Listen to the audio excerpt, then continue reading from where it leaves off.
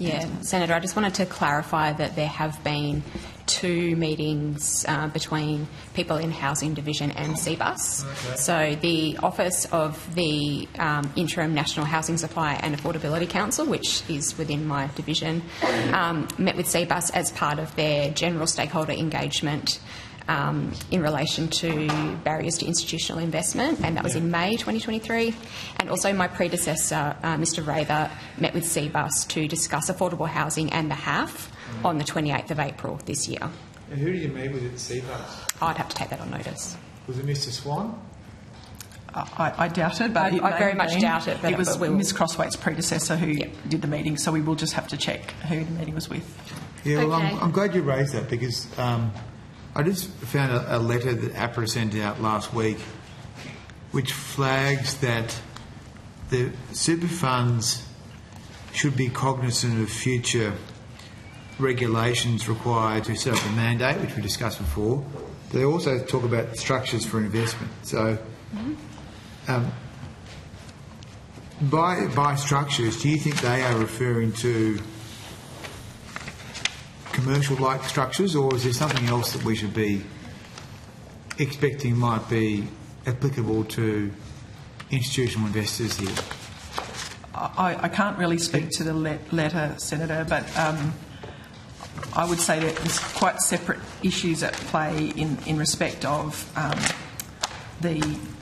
guess the obligations that institutional investors would have that are monitored by APRA, and I guess what our involvement is in terms of delivering the HAF, in terms of delivering a HAF that is accessible. The government has made a policy around encouraging institutional investment. It's an important part of how we can promote supply in the market. So I can't really speak to the specifics of that letter, but it goes to the conduct of the institutions that APRA monitors, rather than there's sort of nothing I can speak to in terms of the interaction with the HAF more generally.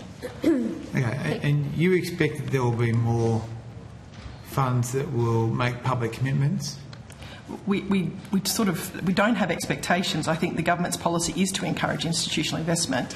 I mean, what happens will very much depend on their response to the entry into the market of the HAF offering and their response to that. So I probably have more to say about that next year. I guess I'm sorry to annoy you with this, but just because you've come back on that point, I guess what I'm trying to understand is, what is the role of the Treasury Department and the Treasurer's Office here? Is the Treasurer's Office and the Treasury going out to solicit funds to get the sort of public commitments that Mr Swan made as the chairman of the fund and as the president of the Labor Party?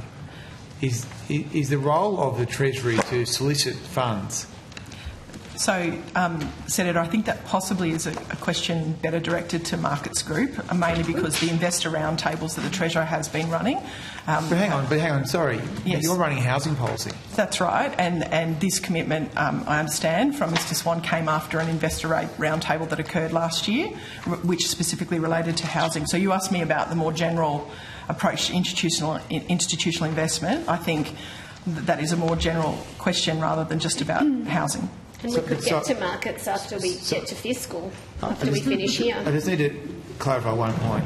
So, but it was your area of Treasury that met with CBUS the day before CBUS made a public statement. Sorry, the day that Mr Swan made a statement on behalf of CBUS. I don't know that's the case. We mentioned some meetings this year, not last year. Correct.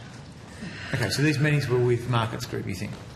I don't know who the meetings were with. They may have been in advance of the investor roundtable. I am sorry, we have had a bit of a change in personnel, Senator, since this time. So I'm happy to take on notice anything that I can provide that gives you more information. Well, can you take on notice, please? And the only reason I'm trying to not bother you with this, but it is a bit peculiar that the only fund that has made a public commitment, and it's been made by the chairman, who's a former politician, is the CBUS fund. No other fund has said anything about it. So it seems a bit strange that they're meeting with your department and you've had changeover of staff. I understand that, and we don't seem to be able to get to the bottom of who's met with who and what's happened here.